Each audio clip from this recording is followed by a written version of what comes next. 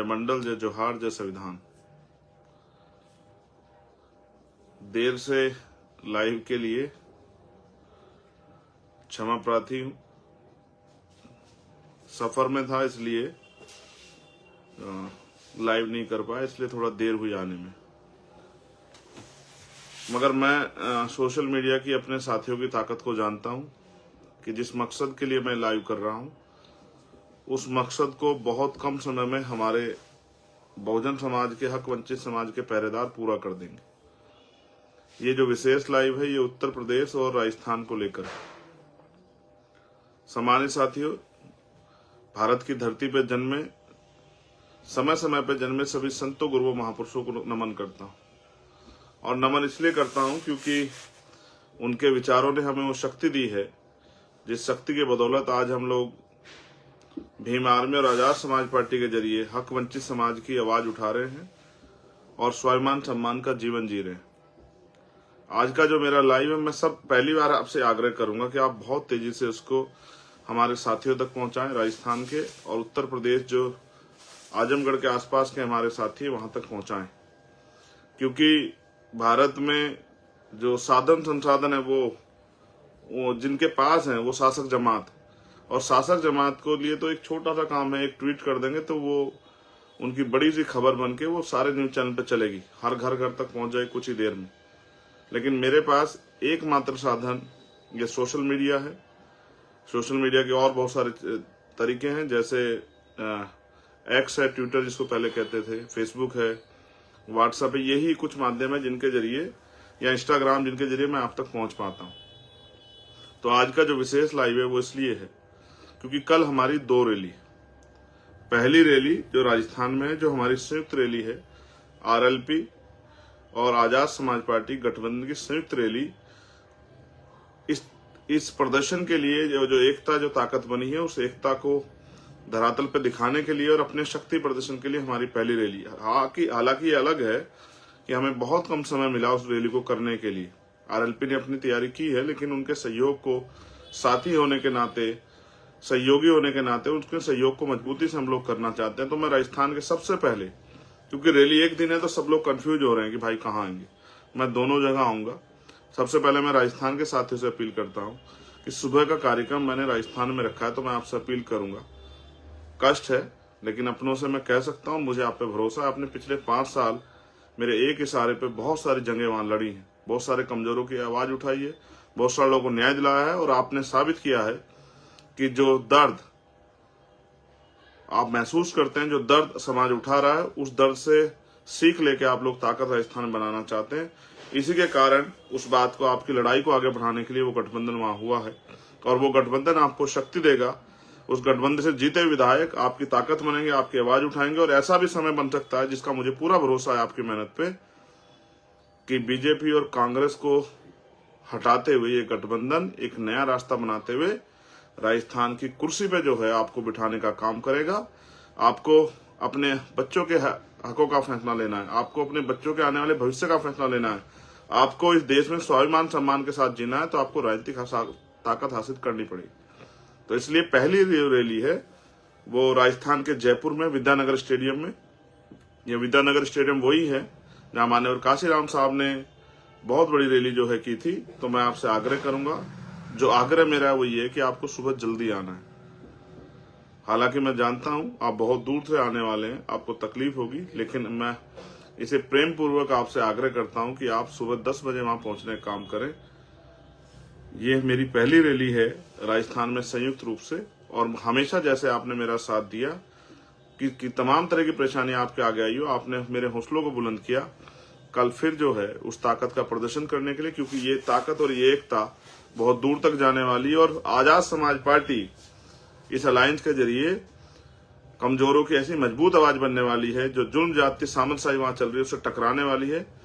आपने जो संघर्ष किया 5 साल, उसको आगे बढ़ाने का मौका आ गया। आने वाले 25 दिन आपके हैं, इन 25 दिनों में जो आप कर जाओगे वो आने वाले 5 साल का भविष्य तय करेगा। और सिर्फ वहीं का नहीं, पूरे देश में आजाद समाज पार्टी के भविष्य को एक नई दिशा मिलने वाली है, एक नए साथी मिले हैं, और ईमानदारी से हम लोग इस लड़ाई को आगे बढ़ाएंगे। आप जानते हैं जब हम साथी किसी को बनाते हैं, हाथ पकड़ते हैं तो छोड़ते नहीं है, हम वफादार लोग हैं और बाबा साहब अम्बेडकर और अपने महापुरुषों को मानने वाले लोग हैं। और आप जानते हैं हमेशा हमने कमजोरों का या संघर्ष करने वालों का साथ दिया। तो इसलिए मैं आग्रह करूंगा राजस्थान के साथियों से, मेरे प्यारे भाइयों, मेरी बहनों, माओ, बच्चियों, बच्चों, बुजुर्गों, सुबह 10 बजे आना है। हालांकि बहुत लेट हो गया, 7 बज रहे हैं, मैं आपसे अपील कर रहा हूं, लेकिन मैं फिर आपसे आग्रह करूंगा क्योंकि मुझे इस रैली के बाद आजमगढ़ जाना है। आजमगढ़ में हमारी रैली है। वहां के लोग कंफ्यूज हो रहे हैं कि अगर भाई, क्योंकि मैंने पीछे में कहा था कि मैं 29 तारीख की रैली में शामिल होऊंगा जयपुर में, हमारे साथियों के द्वारा ये प्रयास हुआ कि मैं यहाँ की रैली में आ जाऊं, तो वहां से मेरा आपसे आग्रह है कि आपने बहुत तैयारी की है। मैं चाहता तो आपसे हाथ जोड़ के माफी मांग के ये भी कह देता कि मैं आ नहीं पाऊंगा, और मैं जानता हूं कि आप, क्योंकि ये मैंने आराम करने के लिए नहीं, काम के लिए मैं आपसे ये उम्मीद करता कि मुझे काम की दिक्कत है और मेरे पास काम ज्यादा है, इसलिए मैं आपसे अपील करता, क्योंकि यूपी में चुनाव बहुत दूर है। मैं चुनावी लड़ाई नहीं लड़ता हूँ, मेरे चुनाव से ज्यादा सामाजिक परिवर्तन का आंदोलन आगे बढ़ाना मेरे कंधों पर जिम्मेदारी है। और मैं धन्यवाद दूंगा इसके लिए भीम आर्मी आजाद समाज पार्टी के कार्यकर्ता, हमारे नेता, हमारे तमाम वो नेता जिन्होंने हमारे साथ मिलकर कंधे से कंधा मिला के संघर्ष किया है। तो मैं आपसे आग्रह करूंगा कि आपको, आपके यहाँ में 3 से 3:30 बजे के लगभग, अधिक से अधिक 4 बजे के लगभग पहुंचूंगा। मेरी बहुत देर तक वार्ता हुई, वहां के साथी चाहते थे मैं सुबह आ जाऊं, लेकिन समस्या इस तरह से है, जो परमिशन हम लोग चाहते थे वो परमिशन नहीं मिली।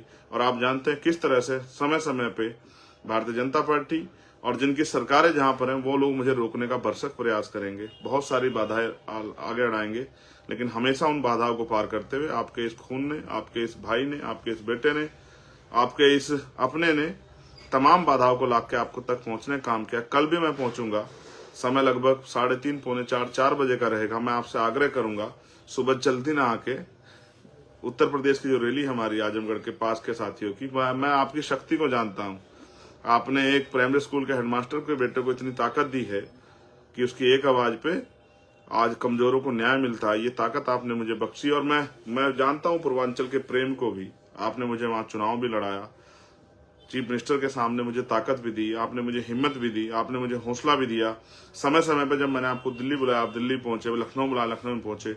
कल आप वहां रैली कर रहे हैं, एक पैसा जुटा के आपने रैली की व्यवस्था की है। मैं आपके प्यार, आपकी हिम्मत की कदर करता हूं, उत्तर प्रदेश के सभी हमारे सम्मानित नेताओं की, लेकिन मेरा आग्रह है कि कल आपके यहाँ रैली शाम के समय है। आप थोड़ा सा चाहे सुबह थोड़ा देर से आइए, राजस्थान के लोग सुबह जल्दी आइए और आप थोड़ा देर से आइए, क्योंकि आपके यहाँ मैं 3:30-4 बजे पहुंचूंगा, और पहुंचूंगा जरूर, ये मेरा आपसे वादा है। अगर मेरे शरीर में लहू का आखिरी कतरा रहा, मैं सलामत रहा, तो मैं आपके बीच जरूर पहुंचूंगा और अपनी बात रखूंगा। मुझे उत्तर प्रदेश से बहुत उम्मीदें हैं, और उत्तर प्रदेश जो अन्याय हो रहा है, मैंने कल ही एक अन्याय देखा, और मैंने आज सुबह उसको उठते ही, मैं रात सो नहीं पाया, सुबह उठते ही मैंने उसको ट्वीट किया, किस तरह से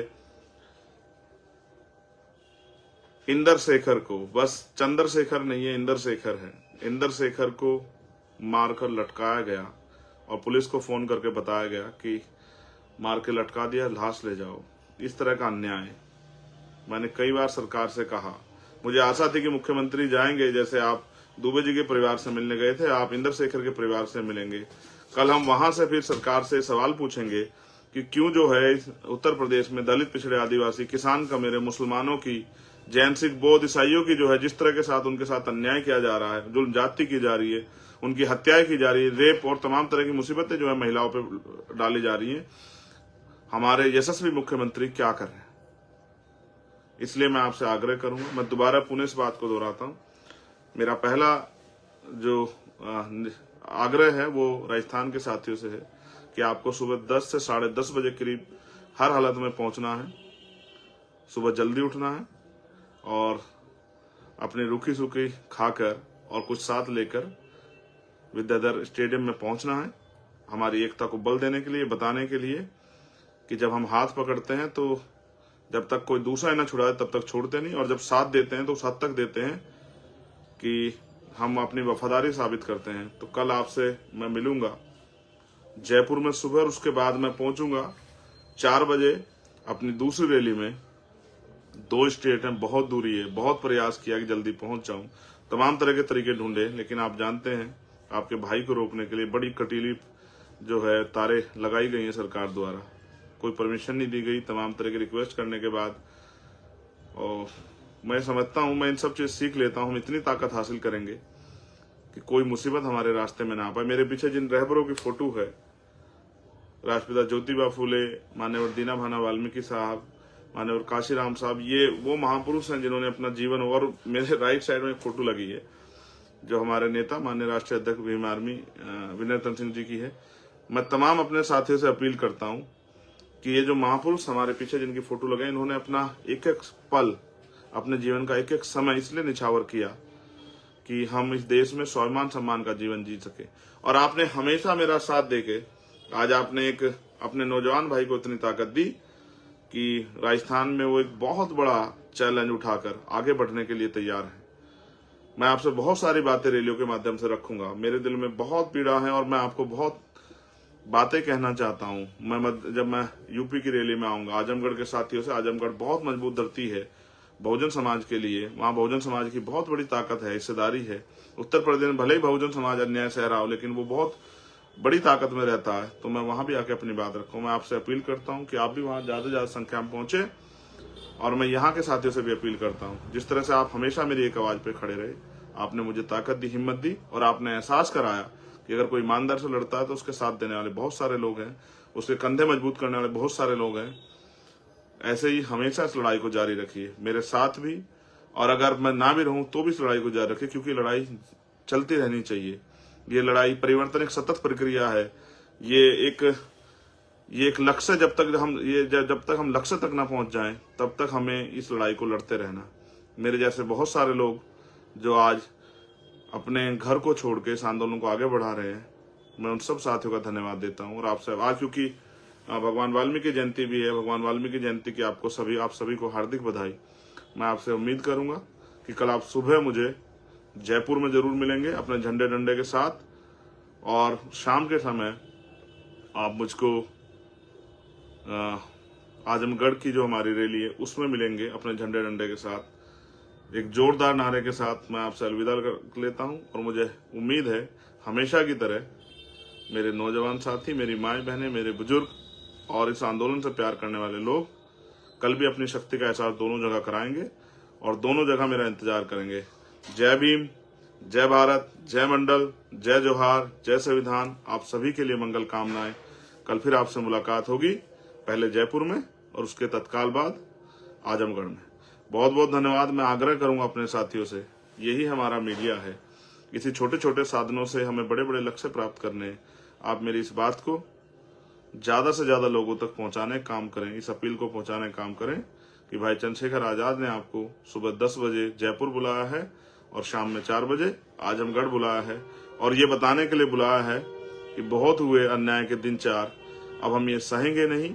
अब हम अन्याय अत्याचार के खिलाफ जो लड़ाई हमारी जारी है हम उसको कामयाब करके छोड़ेंगे, राजनीतिक शक्ति हासिल करेंगे, और अपनी राजनीतिक शक्ति के दम पे अपने लोगों को स्वाभिमान सम्मान का जीवन और अधिकारों का जीवन जो है देने का काम करेंगे। भारतीय संविधान की रक्षा सुरक्षा करके बाबा साहब अम्बेडकर मान्यवर काशीराम साहब के अधूरे सपने को पूरा करेंगे। बहुत बहुत धन्यवाद। जय भीम, जय भारत, जय मंडल, जय जोहार।